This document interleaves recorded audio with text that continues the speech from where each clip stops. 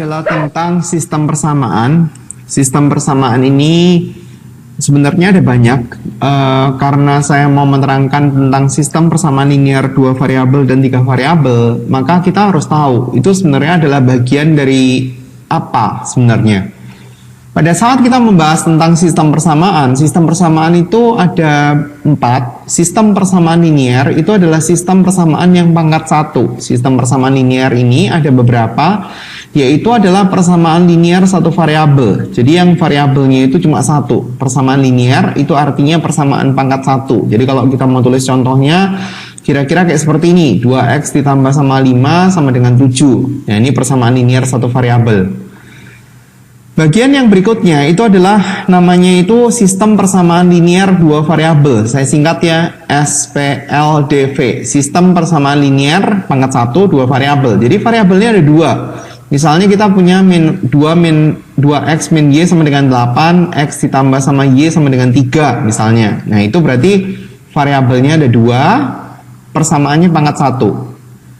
Yang ketiga adalah sistem persamaan linear 3 variabel. Jadi variabelnya ada 3. Misalnya kita punya x min y min z sama dengan min 1, 2x min y ditambah sama 3z sama dengan 8, x ditambah sama 4y dikurangi z sama dengan 3, misalnya seperti itu. Jadi ini adalah sistem persamaan linear 3 variabel. Bagian yang lain yang kita nggak bahas kali ini itu ada persamaan kuadrat, ada sistem persamaan linear SPLK itu sistem persamaan linear kuadrat. Jadi ada yang pangkat 1, ada yang pangkat 2. Sistem persamaan kuadrat-kuadrat, berarti yang satu kuadrat, yang satu juga kuadrat, dan kita nggak bahas kali ini. Jadi di dalam video kali ini, yang ini nggak dibahas. Kalau misalkan mau lihat, dia di video yang lain yang dia itu adalah bagian kelengkapan daripada sistem persamaan ini. Cuma ini adalah bagian kecil SPLDV dan SPLTV dari bagian yang lebih luas tentang sistem persamaan itu sendiri. Saya masuk ke sistem persamaan linear 2 variabel. Pada saat kita mau menyelesaikan persamaan linear 2 variabel, maka kita bisa melakukan yang pertama adalah dengan melakukan metode grafik. Yang kedua, cara yang kedua eliminasi, yang ketiga substitusi, yang keempat gabungan, yang kelima adalah metode Cramer. Tujuannya sama. Jadi pada saat kita mempunyai persamaan ini, itu adalah persamaan garis namanya, karena dia sama-sama pangkat 1, x pangkat 1, y pangkat 1. Ini adalah persamaan garis juga. Jadi pada saat kita melakukan metode grafik, metode eliminasi, metode substitusi, metode gabungan, atau metode Cramer, sebenarnya kita mau mencari titik potong. Jadi dari antara ini sama ini, titik potongnya itu apa sebenarnya? Nah, itu tujuannya. Jadi kalau misalkan kita mau menggunakan metode grafik, ya seharusnya kita ada kertas kotak-kotak yang dia itu membuat kita bisa menggambar cukup bagus dan kita bisa mencari titik potongnya di mana. Karena hasil titik potongnya itu harus kelihatan di kertas kotak-kotak itu. Caranya kira-kira seperti ini. Ini kita gambar garisnya 2x plus y sama dengan 1. Cara paling gampang adalah kita cari kalau x-nya 0, y-nya berapa. X-nya 0 berarti maksudnya ini hasilnya 0, berarti y-nya ketemu 1. Terus kemudian kalau y-nya 0, x-nya berapa. Ini diganti 0, kita cari tahu x-nya. Nah, setelah itu kita gambar. Cuma karena di punya saya ini nggak ada kertas kotak-kotaknya, dan kalau misalkan ada kertas kotak-kotak pun saya nggak bisa garis, ya berarti kalian yang bikin sendiri. 0,1 gambarnya berarti ada di sini, ini 1. Terus kemudian setengah, 0 gambarnya di sini, ini setengah. Terus kemudian kita tinggal gambar garisnya kayak gitu. Terus kemudian di sampingnya kita tulis ini adalah garis untuk 2x tambah y sama dengan 1. Terus kemudian yang di sini sama caranya. Kalau x-nya 0, y-nya berapa? Dapatnya 9/2. Kalau y-nya 0, x-nya berapa? Berarti dapatnya min 3. Jadi kita tinggal cari 0,9/2 ada di mana ya? 0,9/2 kan di sini kira-kira. Ya namanya kira-kira. Terus kemudian min 3,0 dari sebelah sini. Nah, sekarang kita gambar kayak gitu. Dah, garisnya ditulis min 3x ditambah sama 2y sama dengan 9. Nah, nanti di kertas kotak-kotaknya itu diamatin perpotongannya ini di mana.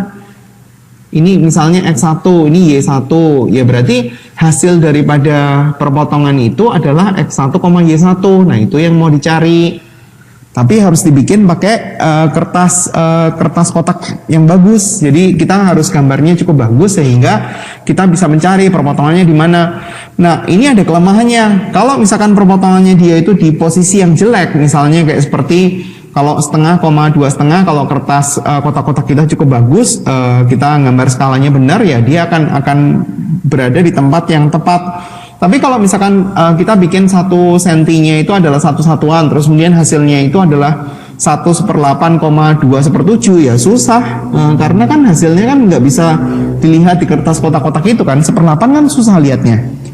Jadi ada kelemahannya. Kalau misalkan hasil daripada perpotongannya itu bagus, ya langsung kelihatan. Kalau nggak bagus, ya kita nggak bisa lihat. Jadi kita harus pakai metode yang lainnya. Saya terangin metode yang kedua, eliminasi. Metode eliminasi itu artinya menghilangkan. Jadi kalau misalkan kita mau menggunakan metode eliminasi, ya kita mau mengeliminasi apa? Misalnya di sini kita punya persamaan yang sama, ini sama ini. Saya misalnya mau melakukan eliminasi, saya mau menghilangkan X. Nah sekarang kalau misalkan kita mau menghilangkan X, kita lihat persamaannya dulu, terus kemudian kita bikin agar supaya koefisiennya sama. Koefisien itu apa? Koefisien itu adalah angka di depan X ini loh. Ini dan ini koefisiennya 2/3. Nah 2/3 itu kan KPK-nya adalah 6. Berarti yang atas itu kita harus kali sama 3, yang bawah itu kita harus kali sama 2, terus kemudian kita kaliin semuanya. 6X ditambah sama 3Y sama dengan 3, terus kemudian yang bagian bawah berarti adalah minus 6X ditambah sama 4Y, nilainya adalah 18. Bagaimana cara kita bisa menghilangkan yang 6X di sini? Ya berarti harus ditambah, karena dengan ditambah 6X ini sama ini hilang. Terus kemudian kita tinggal tambah 7Y sama 4Y, 3Y tambah 4Y 7Y, 3 tambah 18 berarti 21, berarti kita bisa ketemu 3. Jadi pada saat kita melakukan eliminasi X, maka kita akan ketemu Y. Kalau kita melakukan eliminasi Y, berarti kita ketemu X, kebalikannya. Jadi tinggal tulis, caranya sama ya, eliminasi Y. Kalau kita mau mengeliminasi Y, berarti kita harus bikin angka di depannya Y atau koefisiennya Y itu sama. Saya tulis dulu soalnya ya, seperti itu. Supaya koefisiennya Y sama, berarti yang atas harus dikali 2. Maka kita akan mendapatkan angka kayak seperti ini. Yang bawah kan dikali sama 1, berarti nggak diapa-apain. Bagaimana caranya supaya 2Y-nya bisa hilang? Ini harus diminus, karena 2Y diminus 2Y jadi habis. Ini diminus sama min 3X, berarti hasilnya 7X. Hasilnya min 7, X-nya adalah min 1. Sehingga kita bisa tahu dari hasil mereka berdua ini dan ini, titik potongnya, karena pengertian daripada eliminasi substitusi metode grafik itu adalah kita mau mencari titik potong. Titik potongnya adalah X, Y. Hasilnya itu dengan metode grafik tadi harusnya akan mendapatkan angka yang sama, min 1,3. Sekarang substitusi. Substitusi itu nama lainnya itu adalah mengganti. Kalau mengeliminasi itu namanya menghilangkan. Jadi kalau kita mau mengganti, ya kita lihat dulu yang mana yang gampang untuk diganti. Kalau kita lihat ini sama kita lihat ini, kita harus cari yang koefisiennya itu kalau bisa 1, atau kita cari yang koefisiennya itu kalau bisa angkanya kecil. Ini koefisiennya 2, ini koefisiennya 1, ini koefisiennya 3, ini koefisiennya 2. Jadi yang paling gampang adalah kita melakukan agen substitusinya itu ngambil dari sini. Kita bikin Y sama dengan. Kenapa gitu? Karena kalau misalkan saya ngambil yang kayak gini, hasilnya kan bagus, nggak ada perperannya. Coba saya ngambil dari yang sini ya. Ini saya ngawur dulu ya. Min 3X ditambah sama 2Y sama dengan 9. Berarti kalau misalkan saya mau ngambil 2Y, berarti sama dengan 3X-nya kan dimindah sebelah sana. 3X ditambah sama 9, Y-nya kan kayak gitu. Nah ini membuat jadi jelek. Ada pernya. Semakin gede angkanya, kita semakin pusing untuk ngitungnya, karena dia angkanya itu semakin gede, semakin susah untuk dihitung. Jadi kita harus nyari agen substitusi yang tepat agar supaya kerjaan kita nggak terlalu banyak. Ini enggak ya. Nah setelah di sini itu kita dapat Y sama dengan, kita substitusinya itu ke sana, bukan ke persamaan yang sama. Disubstitusi ke situ. Jadi diganti. Substitusi kan mengganti. Ini soalnya Y yang di sini kita ganti dengan Y yang sama dengan 1 min 2X. Jadi yang ini kita ganti ke sini. Min 3X ditambah sama 2, pakai kurung ya, supaya kita nggak lupa untuk mengalihkan sama 2 masing-masing. Berarti di sini 2 minus 4X sama dengan 9, X sama X deketin, 2-nya dipindah ke sebelah kanan. Berarti dapatnya 7, X-nya ketemu min 1, habis itu disubstitusi lagi ke sini. Jadi kita bisa ketemu Y-nya. 1 minus 2, X-nya ketemu min 1, ya tinggal dihitung. 1 ditambah sama 2, hasilnya adalah 3. Berarti hasilnya, himpunan penyelesaiannya adalah min 1,3. Coba kita cek, hasilnya sama nggak?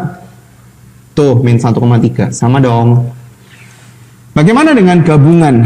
Ya, sebenarnya gabungan ini sebenarnya adalah metode yang paling sering dipakai karena eliminasi, dan jadi pertamanya biasanya dilakukan eliminasi terus kemudian baru substitusi. Jadi sebenarnya terserah sih. Misalnya dalam hal ini saya mau mengeliminasi X, ya kita lakukan eliminasi X. Eliminasi X berarti koefisien daripada X-nya itu harus sama. Min 3X ditambah 2Y sama dengan 9, karena kita mau mengeliminasi X berarti yang ini harus dikali 3, ini harus dikali 2. Berarti kita akan mendapatkan 6X ditambah sama 3Y sama dengan 3, sementara yang bawah itu dikali sama 2, min 6X ditambah sama 4Y sama dengan 18, supaya X-nya hilang, ini kita harus tambah, ini hilang kan, ini 7Y sama dengan 21, nah Y-nya ketemu, 3. Setelah kita dapat Y-nya, nah kita tinggal masukin Y itu ke salah satu, masukin ke yang atas boleh, masukin ke yang bawah boleh. Jadi Y-nya ini kita mau masukin sini boleh, kita mau masukin persamaan sini boleh. Saya pilih yang atas. Tinggal disubstitusi, 2X ditambah sama Y-nya 3, 2X sama dengan min 2, X-nya ketemu sama dengan min 1. Jadi kita ketemu himpunan penyelesaiannya, yaitu adalah min 1,3. Kita harus nulis pakai kurung dan kurung kurawal, karena kurung itu untuk menuliskan dalam bentuk koordinat. Cara yang kelima adalah metode Cramer. Tadi kan saya udah sebutin semua, metode grafik, eliminasi, substitusi, metode eliminasi dan substitusi. Yang kelima adalah metode Cramer. Nah, sebenarnya metode Cramer ini nggak diajarin di SMP. Jadi kalau misalkan kita mau menggunakan metode Cramer ini, itu sebenarnya hanya dipakai untuk ngecek aja. Di sini kita tuliskan namanya itu delta. Ini kalau misalkan saya susun ya, yang atas dan bawah ya, 2X ditambah sama Y sama dengan 1, terus kemudian minus 3X ditambah sama 2Y sama dengan 9. Kita bisa menuliskan namanya itu delta. Delta itu nilainya adalah angka-angka di depan koefisien X dan Y. 2, 1, min 3, 1. Kita susun kayak gitu. Jadi kalau misalkan kita tulis, ini angkanya ini itu ke situ. Angkanya ini itu ke situ. Angkanya ini, min 3 itu ke sini. Terus kemudian angkanya ini, itu adalah itu. Nah, kita juga bisa menuliskan namanya itu adalah delta X. Delta X itu adalah suatu angka yang dia itu untuk X-nya itu diganti. Jadi, Y-nya itu nggak diganti, posisi X-nya diganti. Ini kan adalah posisi X kan. Ini, itu adalah posisi X. Nah, posisi X-nya sekarang diganti sama ini. 1,9. Jadi, kita tinggal tulis 1,9 di sini, 1,9 itu delta X. Sebaliknya delta Y berarti posisinya Y yang diganti. Posisinya X 2 sama min 3 nya itu nggak berubah, sedangkan posisinya Y yang di sini nih itu diganti sama yang ini 1,9. 1 dan 9 maksudnya, 1 dan 9. Nah, sekarang cara ngitungnya gini. Kalau kita punya garis kayak seperti garis mutlak itu A, B, C, D, itu artinya adalah A dikali D dikurangi B kali C. Jadi kalau misalkan kita dari antara mereka bertiga ini, kalau misalkan kita menghitung X, X itu sama dengan delta X dibagi sama delta. Sementara Y itu adalah delta Y dibagi sama delta. Kita hitung satu-satu dulu. Delta berarti sama dengan A kali D, jadi cara ngalinya itu kayak kali silang gitu. A kali D ini, terus kemudian B nya kali C. Jadi kalau misalkan kita tulisin ini 2 kali 1, 2, min 3 kali min 1. Ini di minus, sama min 3 kali min 1 berarti min 3. Berarti hasilnya adalah 5, itu deltanya. Sekarang kalau kita mau nyari tahu delta X, ini kali ini 1 dikurangi sama 1 kali 9. Angkanya jelek ya. Min 2X min 3 tambah 2Y. Oh ya, saya ada yang salah ya. Ada sesuatu yang salah di sini.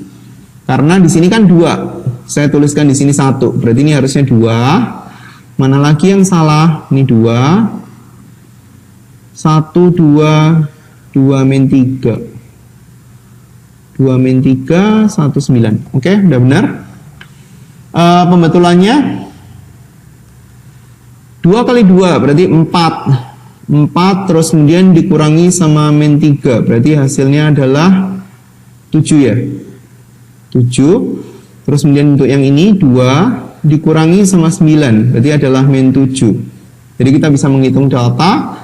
Delta X nilainya adalah 7 dibagi sama delta nilainya adalah delta X nilainya adalah min 7, delta nilainya adalah 7, berarti hasilnya adalah min 1. Sekarang untuk delta Y. 2 dikali 9, 18, dikurangi sama min 3, berarti hasilnya adalah 21. Delta Y itu adalah 21, dibagi sama delta 7, hasilnya 3, sehingga kita bisa nulis koordinatnya adalah minus 1,3. Koordinat titik potong daripada mereka. Bagaimana kalau misalkan kita punya soal yang dia itu katakanlah belum siap untuk dikerjakan seperti ini. Jadi kita harus bikin dia supaya siap. Bagaimana caranya kita bikin supaya siap? Ya kita harus bikin supaya X sama Y-nya ngumpul jadi 1, demikian juga dengan angkanya. Jadi kalau misalkan kita tulis X per 2, Y min 1, dibikin jadi pecahan biasa ya. 25 per 6 itu berarti adalah 12 tambah 5, 17 per 6.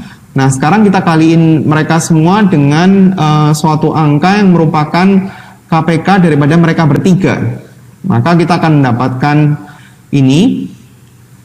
Berarti di sini ada 4, Y min 1 sama dengan 17. Nah, kita kaliin masuk. Ini kali masuk, ini kali itu. Berarti kita punya 3X minus 4Y ditambah sama 4 sama dengan 17. Persamaan yang pertama, 4-nya tinggal dipindah sebelah kanan. 3X dikurangi 4Y sama dengan 13. Itu persamaan pertama.